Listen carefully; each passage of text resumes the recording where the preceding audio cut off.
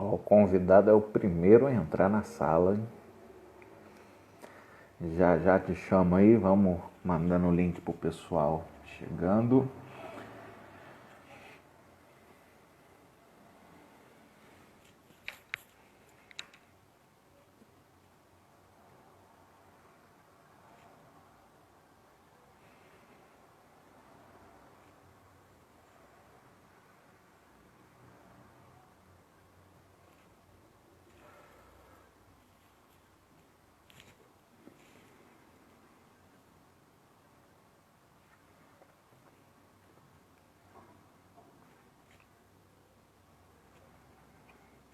Boa noite, Araci. Boa noite, Oséias.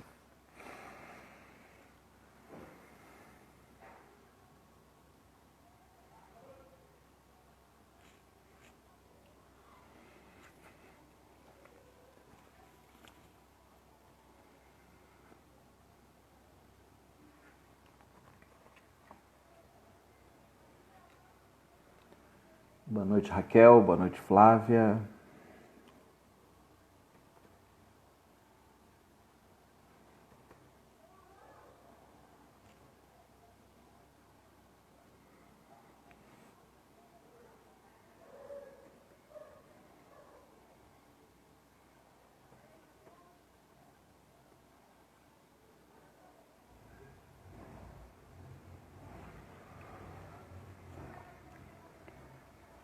Hoje a gente vai conversar, né, com o pastor Wendel Lessa. O pastor Wendel é da cidade de Montes Claros, né? E é alguém que eu conheço há algum tempo. A gente se encontrou pela primeira vez no Andrew Jumper, né? Lá no mestrado, e de lá para cá Deus foi providenciando da gente se esbarrar em outras maneiras, aí também na Jurete, né, que é a Junta Regional de Educação Teológica lá em Belo Horizonte, responsável pela gestão do Seminário de Belo Horizonte. E de lá para cá a gente vai solidificando aí uma amizade, uma proximidade. Já o trouxe aqui para pregar num congresso de mocidade da nossa federação. E é alguém com quem eu aprendo muito. Além de ser alguém que tem titulações acadêmicas, é um homem piedoso, é um pastor de ovelhas, um pastor de almas, e eu tenho certeza que o pastor Wendel vai contribuir muito com a gente hoje nessa conversa, né? Então, sem mais delongas, vamos abrir aqui o chamado com o Wendel, para você conhecê-lo. Para quem já conhece, ter a oportunidade de ouvi-lo aí mais uma vez, tá bom? Vai convidando seus amigos e a gente vai ter um tempo precioso, se Deus quiser. E coisa boa ver uma biblioteca assim, hein? Ei, mestre, tudo bem com você? Tudo bem, pastor Michael? Tudo bem, graças a Deus. Bom ter você com a gente aqui, participando da nossa semana de lives aqui na Sexta Igreja. Seja bem-vindo, espero que seja um tempo abençoador para todos nós. Amém. Muito obrigado. Eu agradeço o convite e você falou um pouco aí da nossa amizade, né? Deus faz essas coisas maravilhosas com a gente, né? Coloca pessoas certas nos lugares certos. E a gente se esbarrou, acho que no lugar certo, graças a Deus, né? Então, muito Coisa obrigado pelo boa, convite, pela confiança e desde já um abraço aos irmãos e irmãs que estão nos ouvindo aí. coisa boa. Wendel, a gente propôs, né, de conversar um pouco hoje sobre respostas bíblicas para algumas questões da vida e como, de alguma maneira, a gente reage a essas coisas, né? E a gente está falando num contexto de igreja. Essa semana a gente está se encontrando diariamente aqui para conversar com pastores, missionários, mas você traz para a gente hoje também uma outra realidade, né? Você está no mundo acadêmico, é professor de Instituto Federal, então você lida, né, com pessoas não só no ambiente eclesiástico, mas também fora dele. Então, gente não cristã, gente com perspectivas de mundo totalmente diferentes.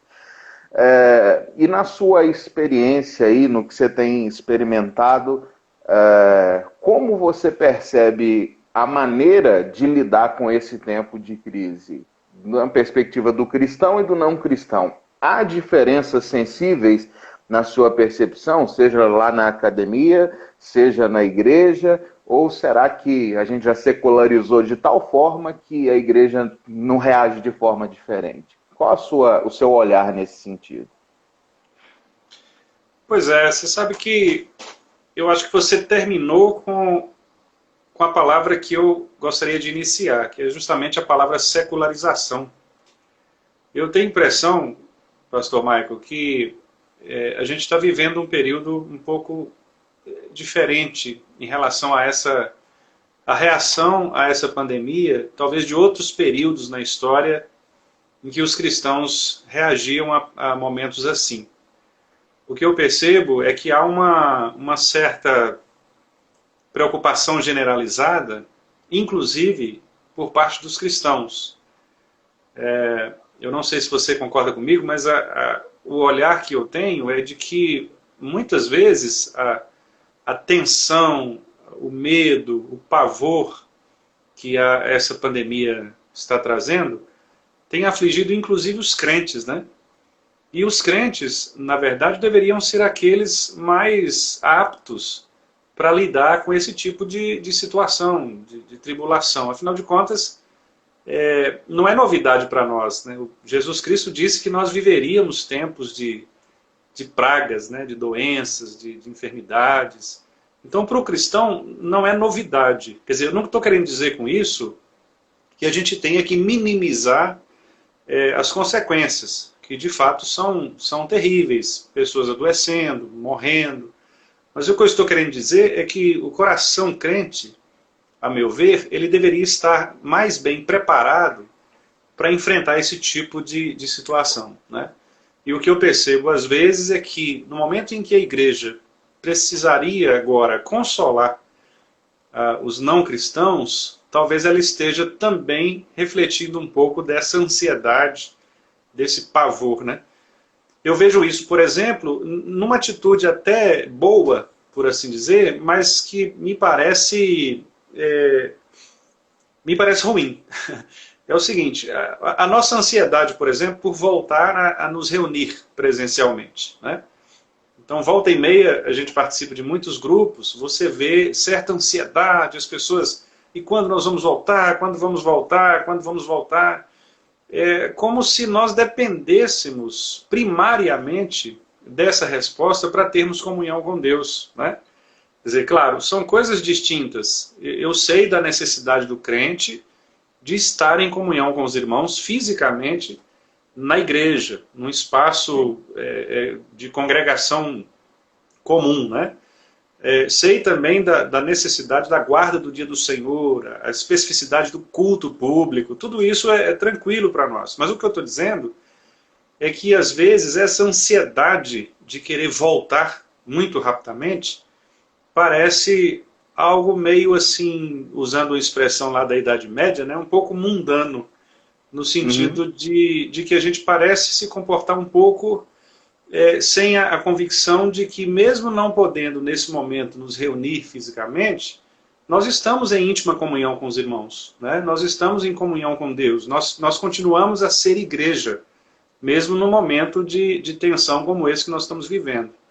Então, nesse sentido, me preocupa um pouco a reação do povo de Deus em relação à pandemia, né? Que se assemelha, a meu ver, nesse aspecto, ao pensamento não cristão. Né? E é interessante, né, como que momentos como esse acabam expondo esse aspecto, né, de qual é a visão cristã. Eu penso, por exemplo, no período pós-Segunda Guerra, como que houve produção de escrito escatológico, né? Boa parte da escatologia ruim que existe, por exemplo, foi surgindo depois disso. Teologias de processo e tudo, muita coisa que a gente está colhendo hoje no Brasil, né? Que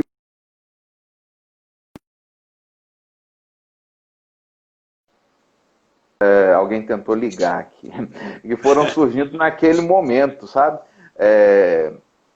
E aí agora, então você percebe que naquele ambiente de uma crise profunda, as pessoas tentaram dar uma resposta religiosa para a situação, ainda que distorcida, né? Hoje as fugas estão sendo para outros lados, né? A gente eleva os olhos para os montes e parece que a gente não vê socorro nenhum.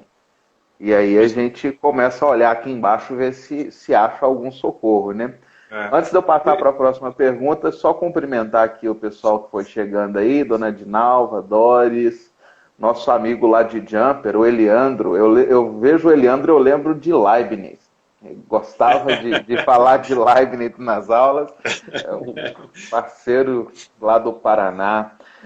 E aí dentro disso, Wendel, dessa questão do enfrentamento, uma das coisas que vai começar a acontecer exatamente agora são esses picos de ansiedade, insegurança profunda, tá lá preso dentro de casa, digamos assim, insegurança quanto às questões de emprego, macroeconomia, política, e o coração da gente vai ficando ansioso, essa antecipação constante que a gente vive, como será, como viveremos.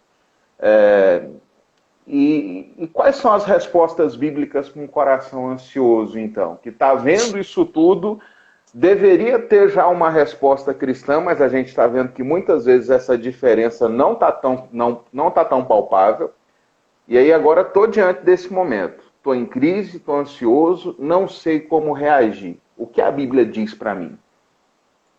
Pois é, enquanto a gente falava aqui, até em relação à primeira pergunta também, que eu acho que desencadeou essa segunda, eu não consigo tirar da mente aquele episódio no qual os discípulos estavam no barco, né?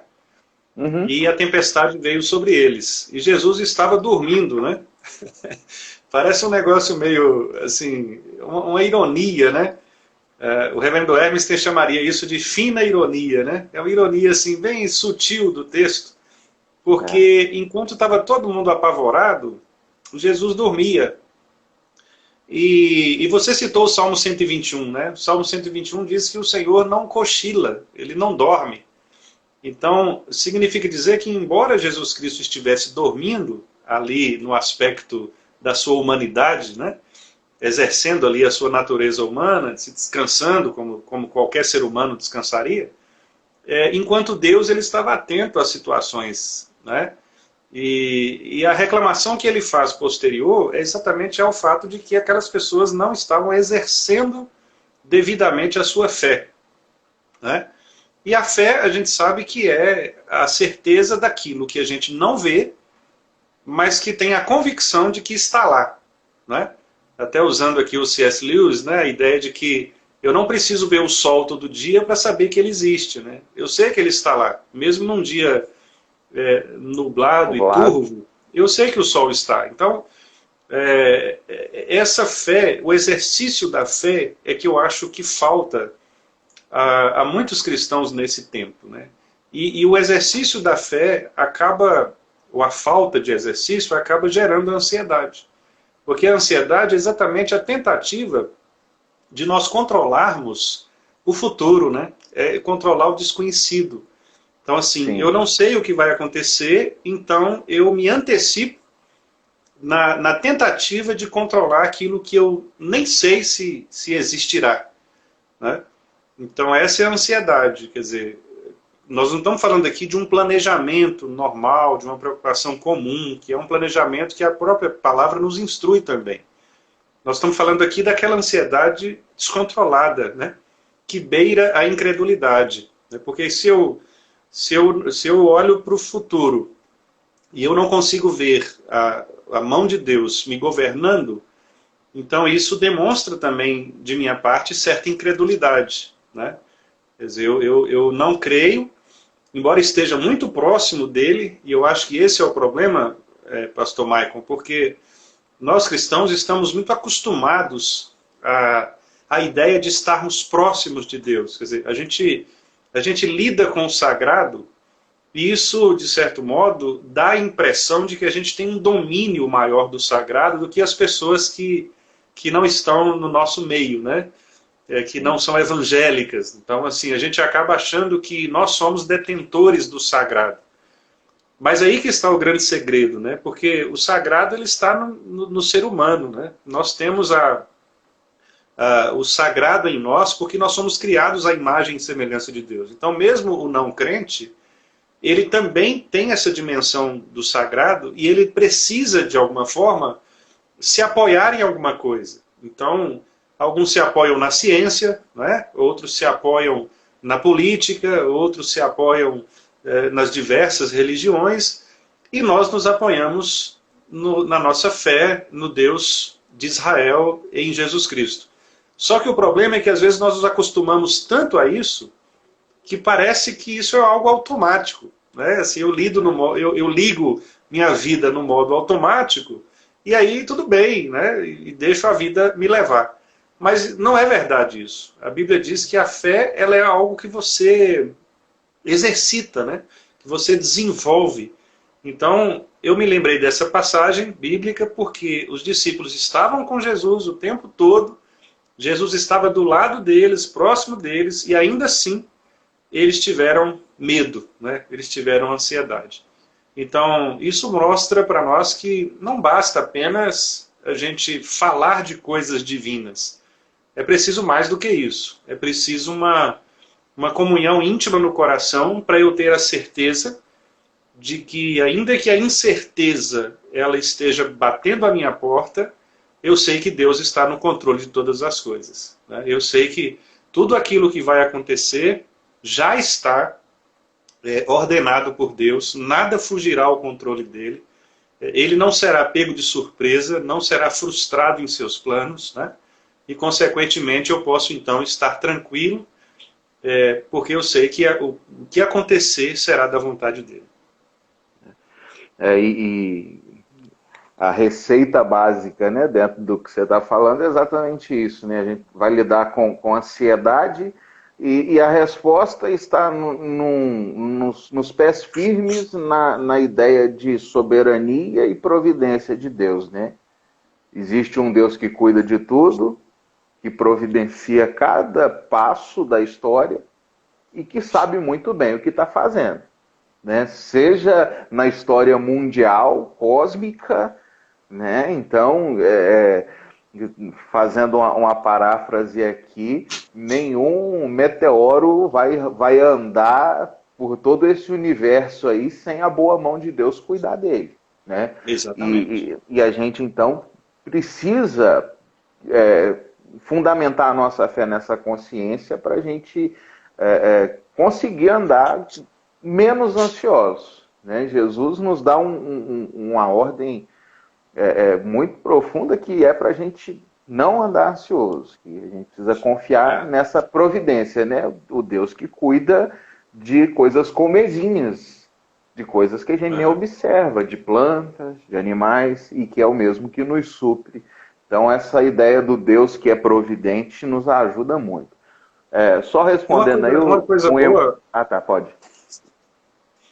Uma coisa boa, pastor Michael, só para eu completar isso aí, é que assim, eu acho que é bom também a gente fazer uma consideração em relação à ansiedade, né? Porque nós estamos falando aqui de um aspecto da ansiedade que tem a ver diretamente com questões espirituais, né? A gente sabe, claro que há questões médicas que também envolvem a questão da ansiedade, né?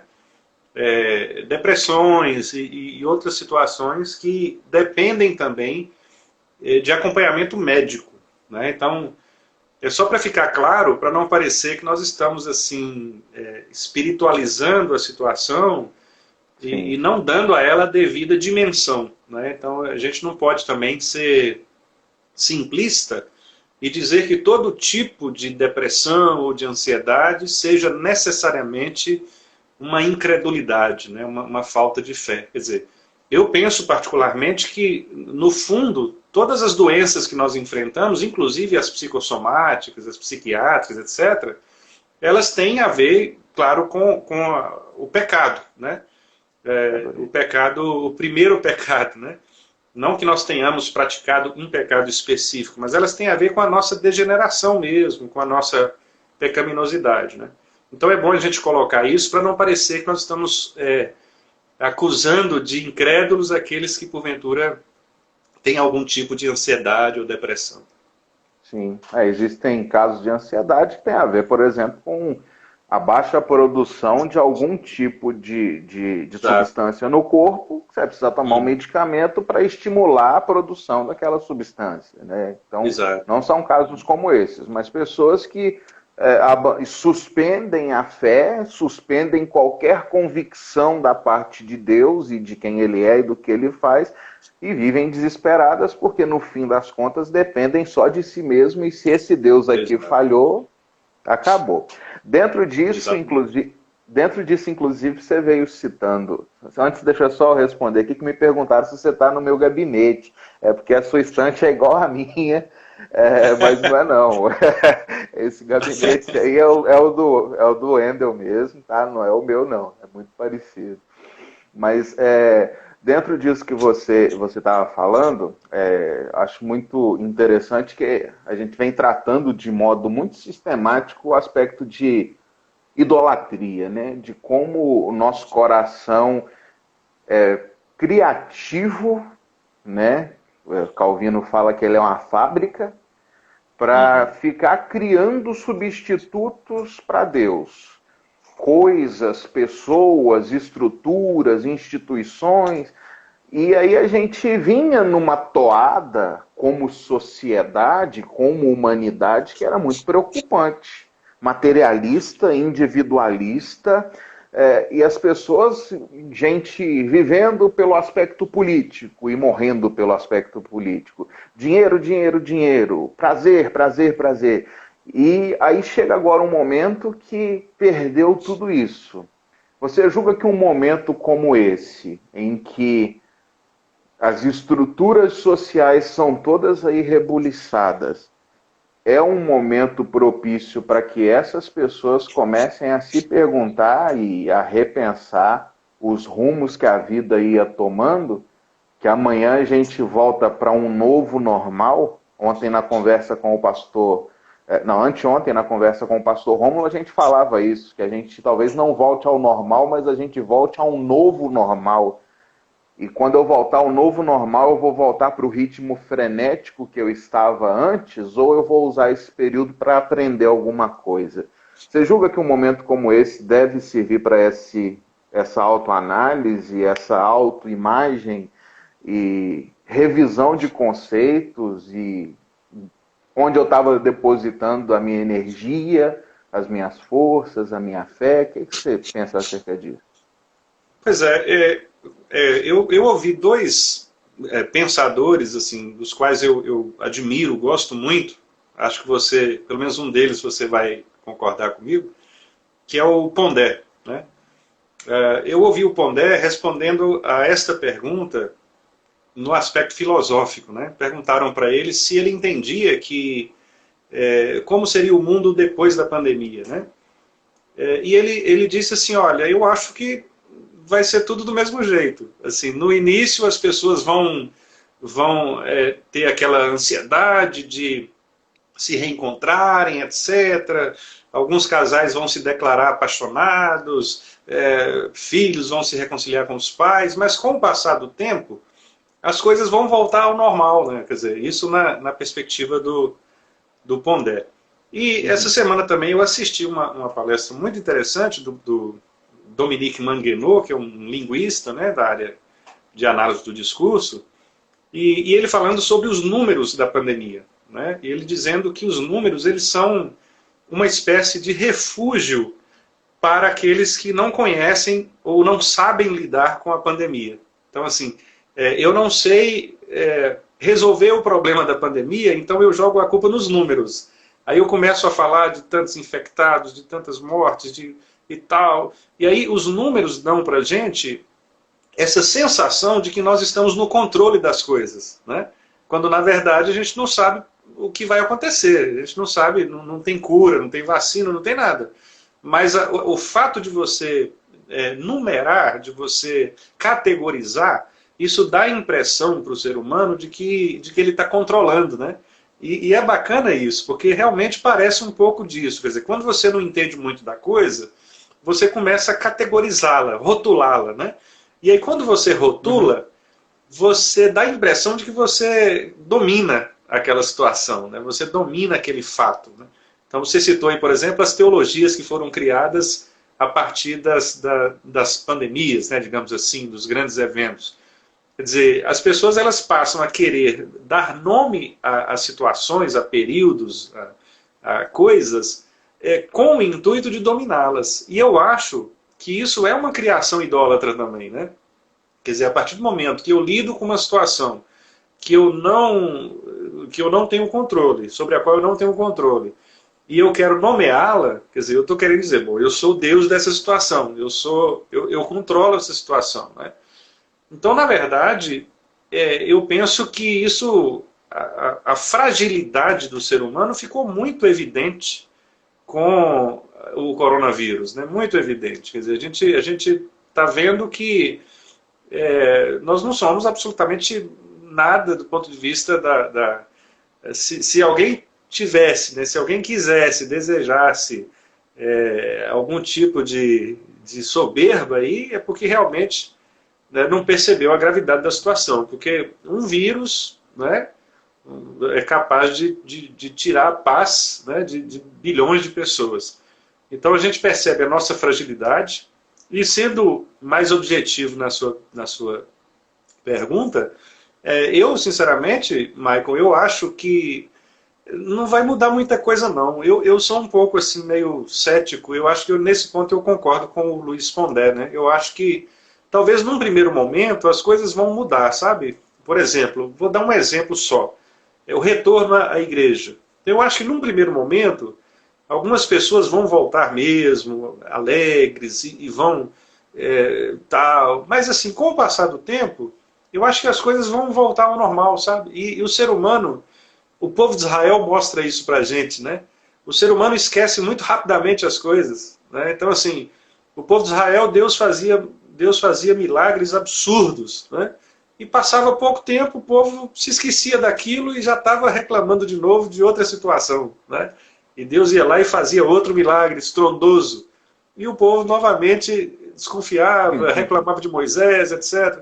Então, assim, parece que isso é do ser humano mesmo. Eu não vejo assim uma perspectiva de grandes mudanças, o mundo será outro. Sinceramente, nesse ponto eu sou cético, assim, não acho que vai haver grandes transformações, não. Agora, é claro, nós todos somos chamados à reflexão, né, num momento como esse, porque eu acho que começa por pensar na nossa fragilidade, começa por pensar no nosso compromisso com as coisas primeiras, né, usando de novo o C.S. Lewis, né, primeiro as coisas primeiras, né, quer dizer, a que realmente a gente dá valor. Então eu vejo, por exemplo, pais que desesperados porque eles agora estão tendo que conviver com os filhos, mais tempo em casa, né? Então, quer dizer, um pai que não se encontrava com o filho e agora está sendo obrigado a passar o dia inteiro com o filho e às vezes não sabe o que fazer nessa situação. Então, eu penso que muitas coisas vão ser refeitas mesmo, mas não acho que haverá mudanças assim, a ponto de falarmos de uma outra era, né? uma outra época da história, não. Acho que as coisas vão voltar ao normal com o tempo e vai ficar na história esse período, mas acho que não será significativo para mudar um estado de coisas, não. Esse trabalho arrojado que a gente está tentando fazer aqui, ele é muito complicado, né? Porque é muito difícil você ter noção histórica enquanto ela está acontecendo. Talvez Lutero pensasse assim, Deus colocou no meu coração que eu não posso ficar calado, eu vou pregar umas teses ali, rebatendo esse camarada que está vendendo indulgência na região aqui. Talvez ele pensasse, eu vou impactar a minha cidade de alguma forma, porque esse povo não pode chegar aqui na minha cidade, onde eu trabalho, onde eu sou professor, onde tem gente sob a minha responsabilidade. E o negócio toma a Europa toda e a reforma foi o que foi. Né? Então, Exato. a gente não tem muita noção histórica enquanto vive. Mas eu tendo a concordar com você nesse sentido. O conservadorismo tende a ser um pouco pessimista, né? Principalmente quando olha para o homem, para a natureza pecaminosa, a gente acaba flertando um pouco com esse pessimismo, e é o que, inclusive, baliza a nossa fé, né? Que mudanças genuinamente e realmente significativas, transformações, são só por ação sobrenatural de Cristo, do Espírito Santo, aplicando o Evangelho nos corações, né? Como você bem disse, pode surgir algumas coisas paliativas e pontuais agora, né? Eu falava há alguns dias numa live para a nossa igreja aqui, os irmãos aí vão se lembrar, que pode ser que nesse primeiro momento agora a pessoa esteja extremamente quebrantada e está falando assim, não, quando esse negócio resolver eu vou procurar uma igreja para mim, mas daqui a pouco a rotina de trabalho retorna, a rotina dos estudos retorna e tal, e daqui a pouco fala, eu não tenho tempo para esse negócio não. Na live, na pandemia que eu estava em casa, dava para ficar assistindo live, agora Deus volta para o seu cantinho lá, que estava bom do jeito que estava antes. Então, é importante você que está nos assistindo ter essa reflexão de perguntar para si mesmo e ter conversas sinceras com Deus de o que de genuíno e duradouro que você vai colher desse período agora. Se vão ser só emoções momentâneas, que são até reais e sinceras, você está com medo sim, você está sofrendo sim, mas usando aqui o nome de um filme, e o dia depois de amanhã? Vai ser tudo tão efêmero que vai passar assim, ou você vai colher algo de sólido, né, dentro disso tudo?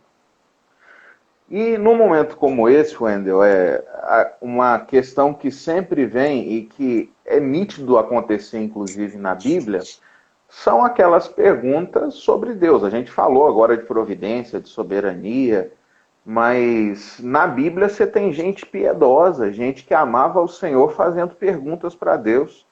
Você vai pensar em homens como Asaf, lá no Salmo 73, Jó, Elias falando é melhor morrer, Davi falando que foi acometido por angústias de morte, infernais, Jeremias nos seus debates com Deus, a ponto de Deus falar, para de clamar porque eu não vou mais ouvir as suas lamentações, que virou nome de um dos livros dele, de gente que olhava para Deus, por quê, por quê, por quê? E essas perguntas estão pipocando agora também, gente perguntando, onde Deus está?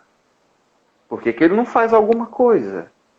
Deus está enxergando esse negócio, por que ele deixou acontecer? Dentro disso eu tenho duas perguntas. Primeiro, se você julga, ou se, biblicamente falando principalmente, são lícitos, são genuínos, são legítimos esses questionamentos para Deus, fazer esse tipo de pergunta para ele? E segundo, a Bíblia dá alguma resposta para nós para esse tipo de coisa? Onde está Deus quando as coisas ruins acontecem? Pois é, eu penso que é legítimo sim, dependendo da motivação da pergunta, né? Porque todos esses que você citou, eles exerceram, digamos assim, a humanidade de uma maneira muito respeitosa em relação a Deus. Quer dizer, embora eles questionassem, e muitas vezes até com aparência de raiva, né? Como foi o caso, por exemplo, de Jonas, que questionou por que Deus estava salvando aqueles ímpios, né, lá de Nínive. O Davi também, em muitas situações, Davi chega a reclamar de Deus, como se Deus tivesse abandonado, essas coisas. Mas mesmo nesses momentos, eu penso que eles estavam ali com o coração contrito e na certeza de que Deus estava no controle das coisas, né? O Salmo 73 é um salmo interessante porque a tese inicial do Salmo é exatamente o primeiro versículo, né? Asaf diz assim, Deus é bom para com Israel. Quer dizer, veja que essa é a sua confissão de fé, né? Ele parte da sua confissão de fé. Ele não duvida da bondade de Deus. Ele não duvida do ser de Deus, né? Ele sabe quem Deus é. Agora, ele olha para a situação e vê os ímpios prosperando, né? E vê que ele, que era um cara que estava no templo o tempo todo e tal, era líder lá da banda, né? Lá, e estava com problemas. E aí Deus, então, o leva ao santuário, e no santuário, né, no culto, digamos assim, ao ouvir a voz de Deus, que seria a palavra, né, ele então renova a sua visão. E aí ele vê agora com os olhos de Deus. É o que a gente costuma chamar de cosmovisão cristã, né? Quer dizer, a ideia de que você vê o mundo a partir de uma perspectiva cristã. Então, todos esses casos que você citou, esses exemplos, foram de pessoas assim, né? Alguns não questionaram. Então, por exemplo, a gente lembra de Abraão, quando Deus pediu que ele sacrificasse Isaac. Eu não me lembro de ele ter feito algum tipo de questionamento tão grave assim. Ele simplesmente obedeceu ao Senhor, né? Ele foi, e o escritor aos Hebreus, inclusive, diz que ele foi porque ele tinha a convicção de que Deus era poderoso para ressuscitar Isaac. Então repare que, ainda que a dúvida paire no coração do crente, a dúvida momentânea, e Calvino fala muito sobre isso, né? Calvino diz que em alguns momentos a nossa fé ela pode sim sofrer abalos, né? Ela pode titubear, né? Porque nós somos humanos, então em algum momento nós vamos duvidar, né? Até mesmo da nossa salvação, né? Mas Deus é poderoso para nos guardar de tropeços, né? Judas, versículo 24 e 25, né? Deus é poderoso para nos guardar de tropeços. Então, é Deus quem nos preserva de cair. E ao preservar de nos cair, Ele nos dá a certeza de que Ele está no controle de todas as coisas. Então eu penso que, sim, nós podemos perguntar para Deus o porquê, né? O reverendo Augustus até tem uma expressão que ele usa ao expor a carta de Tiago, e ele diz assim, não é proibido você dizer para Deus que está doendo, né? E está doendo, às vezes dói mesmo. E não é proibido você dizer para Deus o seu sofrimento, a sua dificuldade. O que eu penso que é pecaminoso é nós duvidarmos do ser de Deus, né? Duvidarmos do poder de Deus, da essência de Deus, que são os seus atributos. Então, isso seria pecaminoso, né? Se nós duvidarmos de quem é o nosso Deus, aí nós vamos ter algum problema. Mas a partir do momento que nós sabemos quem Deus é, mas ainda assim nós não entendemos muito bem os seus planos, numa atitude de submissão, reverentemente, eu penso que nós podemos sim colocar diante do trono dele as nossas inquietações, lançando sobre ele as nossas ansiedades, né? E esperando que ele nos responda com a ação do Santo Espírito, que eu acho que é exatamente quando ele então nos municia, nos capacita da certeza da fé, né? Que é exatamente aquilo que nós falamos. É algo que eu não estou vendo, mas eu sei que está lá, né? Então, eu sei que isso tem um propósito, né? E quando você sabe que há um propósito, você passa por tudo aquilo sabendo que o seu fim não está duvidoso, né? O seu fim está na mão daquele que escreveu toda a história. E isso é algo magnífico que deve estar aí muito nas nossas convicções, né? De que a gente está diante de um Deus que entende o que é sofrer, né? Eu sou muito sensibilizado com aquelas expressões que Isaías usa no capítulo 53, de dizer que ele sabe o que é enfermar, né? Ele sabe o que é sofrer. Eu acho a encarnação uma das doutrinas mais lindas e mais necessárias para a gente pensar em momentos de sofrimento. A gente lembrar que Deus entende, né? Eu costumo exemplificar isso de uma maneira visual para as pessoas. É como se a gente estivesse daqui orando e choramingando diante de Deus e Jesus estivesse lá do lado do Pai dizendo assim: Pai, eu sou humano também e eu sei o que ele está passando. Eu sei o que é dor, eu sei o que é fome, eu sei o que é sede, eu sei o que é traição, eu sei o que é desprezo, eu sei o que é ser humano. Né? Então, a partir do momento que a gente se conscientiza de fato do que é a encarnação de Jesus, eu julgo que a gente pode se apropriar de maneira muito mais legítima dessa bela relação que a gente tem com Deus Trino, né? Ideia de união mística. Nós estamos unidos a Cristo e ao Pai por causa da humanidade de Jesus, por causa de tudo que Ele fez. Com Ele nós somos um. E eu julgo, sabe, então... pastor, eu acho que às vezes, desculpa te interromper, porque eu me lembrei aqui, eu acho que às vezes a gente tem um problema que é assim, a gente quer ser Deus da gente mesmo e das situações, né? Aliás, esse é o nosso pecado, é querer ter tudo às nossas mãos e controlar tudo conforme a nossa vontade. Inclusive a nossa condição espiritual. Então, geralmente a gente tem dificuldades de demonstrar fraquezas. Né?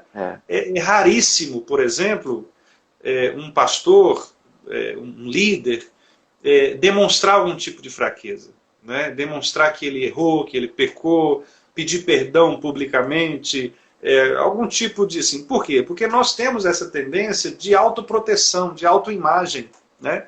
Então a gente tem dificuldades de dizer, olha, tá doendo mesmo, eu tô assim, eu tô assado. Né?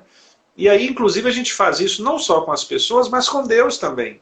Quer dizer, fica parecendo que nós não queremos mostrar para Deus que nós somos frágeis. Né? E a gente está sempre tentando criar alguma circunstância de superpoder para nos proteger e para proteger a nossa imagem. Né? E o que eu acho que a Bíblia mostra com muita clareza é exatamente o oposto.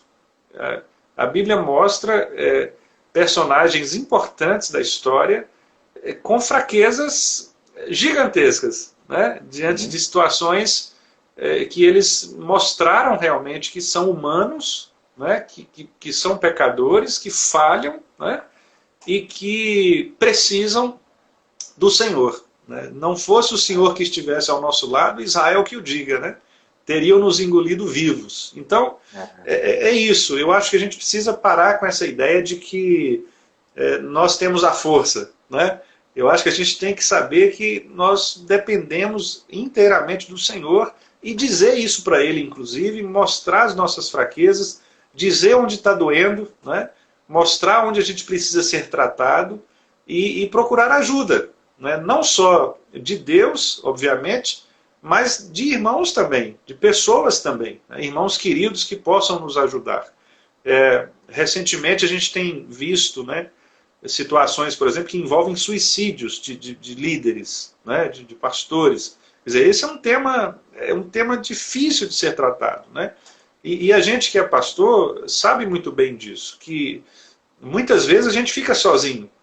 Né? Muitas vezes a gente fica sozinho em situações em que às vezes você tem que suportar aquele peso daquela ocorrência, daquela situação específica, e isso vai realmente causando instabilidade espiritual, emocional, etc. Sim. E nós precisamos de dizer isso para alguém. Né? E às vezes eu vejo que alguns têm medo de dizer até para Deus. Né? E aí eles guardam para si próprios, talvez para se protegerem nessa autoimagem, como se fossem super-homens, né, super-crentes, esquecem de que são falíveis, de que também precisam da graça todos os dias e acabam com isso sofrendo as consequências. Né? Então que Deus nos livre dessa ideia de autoproteção, né, de autoimagem, né, que a gente possa realmente assim, saber em quem nós temos crido, né, e de fato lançar sobre ele as nossas ansiedades. E há uma distinção muito clara nesses questionamentos por parte de alguém que declara fé e por parte de alguém que diz não ter fé, né? O que diz não ter fé pode fazer essas mesmas perguntas. Cadê o seu Deus numa hora dessa? Se Deus existe, por que que tem crianças morrendo de fome? Se Deus existe, por que tem vírus? Se Deus existe, por quê? Por quê? Por quê? Por quê? Com esse tom de desafio, né, a ele. Quando, na verdade, o que você está colocando para a gente é que no coração do cristão piedoso é quase aquela ideia de Jesus do Pai, se possível, afasta de mim esse cálice, né? De, olha, está doendo, eu sei que o Senhor está no controle, e se eu puder abreviar, abrevia, porque está sofrido, está sendo algo que está machucando, que está doendo, né? E isso é o belo da humanidade, né? E quando há essa sinceridade no coração, acho que naturalmente desemboca no que você está falando. É uma conversa muito reverente com Deus, para dizer, olha, eu não tenho controle, o Senhor tem. Eu estou lamentando, eu estou chorando, mas eu estou falando isso com plena certeza de que o Senhor é poderoso para intervir na minha causa. Então, eu entendo que, dentro de tudo que você disse, isso fica muito claro para a gente, né? A piedade, a fé, os pressupostos que a gente tem ao ter essa conversa muito sincera com Deus. Entendendo, e eu gosto muito de falar, que a primeira oração do Pai Nosso é Pai. Que nosso Deus é um Deus relacional, é um Deus que chama a gente de família, né? Chama a gente de filho. E a gente experimentar isso, inclusive no momento da dor, é algo maravilhoso, né? Sim. E dentro de tudo isso que a gente está falando, a gente vem construindo agora que há maneiras muito errôneas de se enfrentar um momento como esse, e há maneiras muito boas de se enfrentar isso, né? Vou usar aqui a expressão madura. E qual seria, então, nessa visão que a gente tem, que a gente está falando aqui agora, uma forma madura de passar por tudo isso? Porque há pessoas cometendo imaturidades com argumento de fé. Porque eu tenho fé, eu não vou me precaver, eu não vou usar máscara, eu não vou usar álcool em gel, eu não vou fechar a minha igreja, vai continuar tendo culto legal, eu vou brigar no Ministério Público para manter o meu estabelecimento comercial aberto, eu não vou cumprir decreto nenhum, porque eu sou um homem de fé. Né? Qual é, na sua opinião, esse equilíbrio da fé com a prudência, né? De conseguir passar por isso de um modo maduro? E, alcançando essa maturidade, quais são as formas que você julga que a gente pode ajudar outras pessoas a enfrentar os momentos difíceis com maturidade cristã? Percebendo um Deus que é presente em todas as áreas da vida, em todas as esferas da vida. Pois é, Jesus ilustrou isso com o homem imprudente que constrói a sua casa na areia, né? Então, o fato de ter fé não significa que eu tenha que ser displicente com as leis naturais, que, aliás, foram criadas por Deus, né? Porque tem essa bobagem que às vezes a gente coloca de tentar rivalizar ciência e fé, né? Rivalizar razão e fé, como se a fé e a ciência, ou melhor, a razão e a ciência fossem coisas anticristãs, né? Fossem criadas pelo diabo, coisas assim. E nós não cremos dessa forma. Nós cremos que a razão, a inteligência, inclusive a ciência, são instrumentos de Deus, né? E juntamente com a fé. Então, claro que a fé ela tem uma dimensão suprarracional, né? Ela tem uma dimensão que ela tem a ver exatamente com essa comunicação do Espírito Santo em nossos corações. E isso não se pode provar numa clínica de ressonância magnética, né? Não dá para você colocar uma pessoa lá e identificar por meio de uma ressonância o nível de fé que ela tem, ou se a fé está ali ou se não está. Claro que ela é suprarracional, mas o que eu quero dizer é que a fé nunca negou os princípios naturais, a razão, a inteligência, a prudência, né? Quer dizer, Deus ele exigia fé dos seus servos, e até hoje exige, mas dentro da sua comunicação ordinária, comum, natural, né? Quer dizer, Deus nunca mandou alguém fazer algo que fosse absurdo, como, por exemplo, pular de uma árvore para ver se não vai morrer, né? A gente não vê isso nas Escrituras, né? Eu gosto de lembrar que Jerusalém tinha muro e o exército de Israel tinha arma. Deus estava com eles.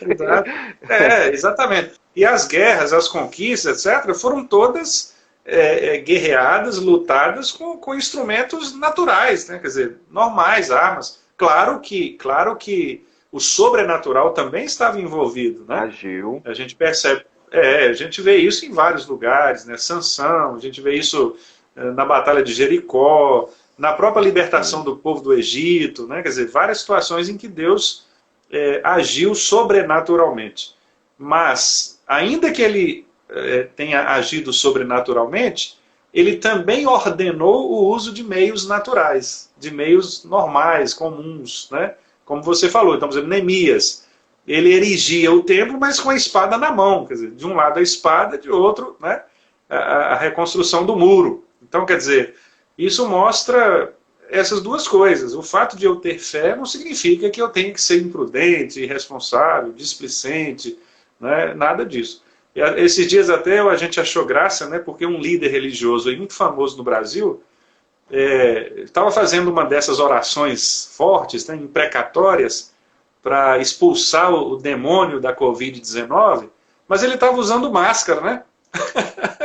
Então, quer dizer, ali ficou muito claro o seguinte, quer dizer, das duas uma, né? Ou ele achou que a fé não era suficiente para derrotar o demônio da Covid, ou então, não sei, né? Mas ficou estranho, né? Ficou estranho porque ele quis dar uma demonstração de fé, quando na verdade Deus usa também os meios naturais. Deus usa os médicos, usa a ciência, né? Usa as vacinas, os remédios, usa o isolamento social, né? Usa tudo isso, usa o álcool em gel, né? Deus usa essas coisas também para nos preservar. Né?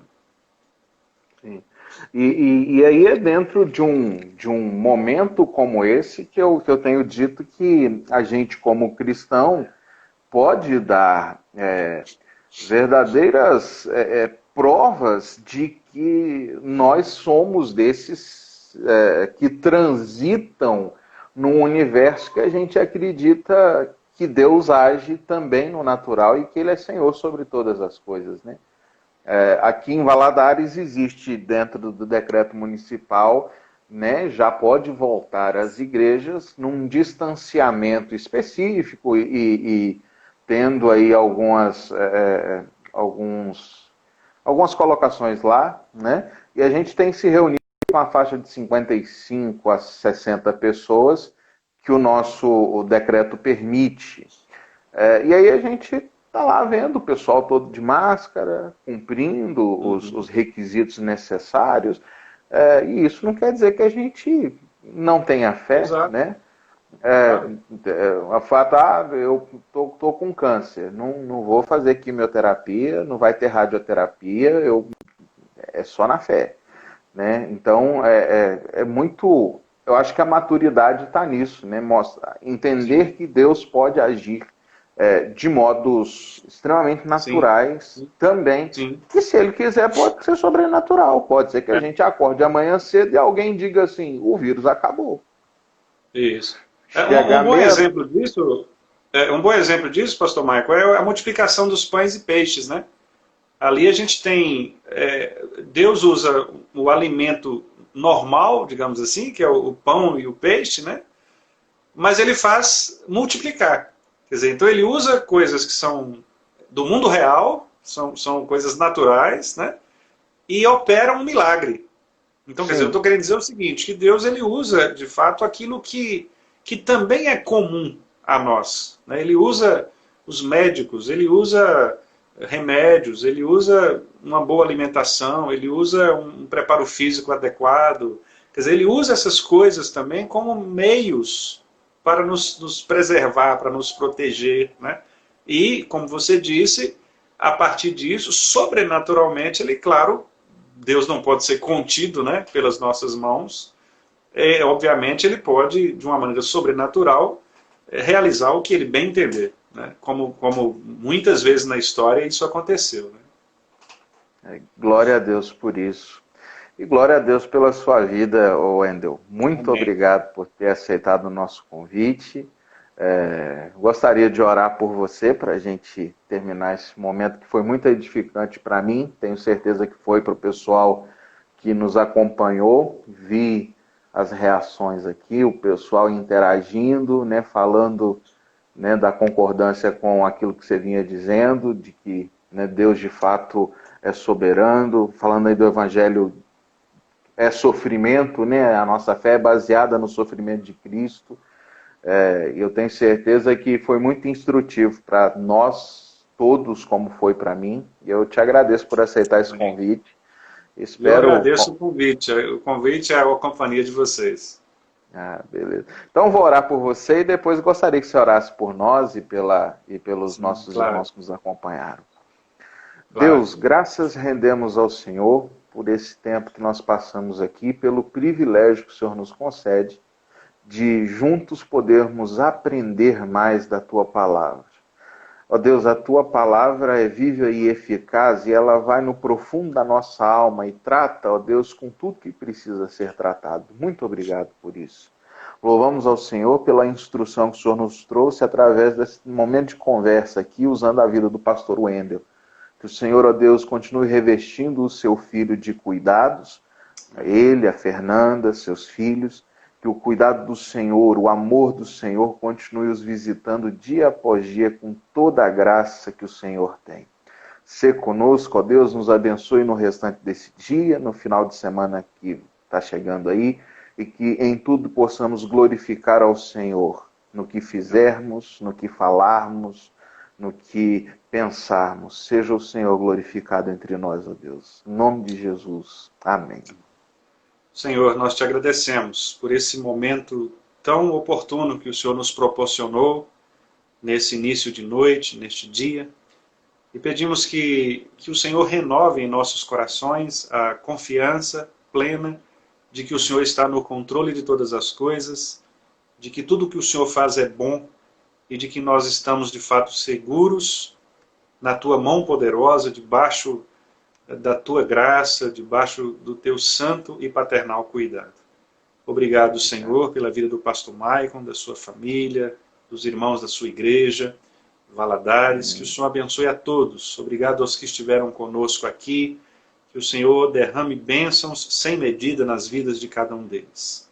É o que nós te pedimos, agradecidos em Jesus Cristo. Amém. Amém.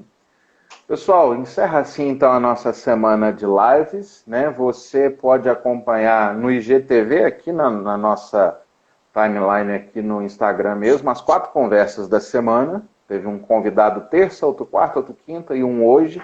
E no nosso canal do YouTube, que é Sexta Igreja GV também, a partir das 20 horas entra o vídeo de hoje. Os outros 3 já estão lá para você acompanhar também. Obrigado a todos, obrigado Wendel mais uma vez e nos vemos em breve, se Deus quiser. Fica na paz. Deus quiser.